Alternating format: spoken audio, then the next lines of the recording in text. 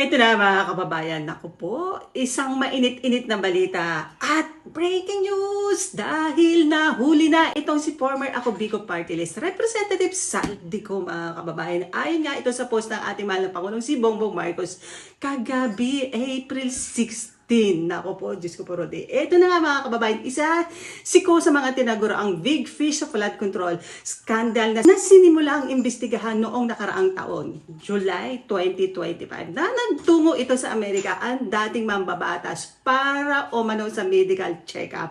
Ngunit hindi na ito bumalik pang muli dito sa Pilipinas. He is now detained in Prague after cruising into the Czech Republic without proper documentation and is currently in the custody of Czech authority mga kababayan ayon sa ating Pangulo.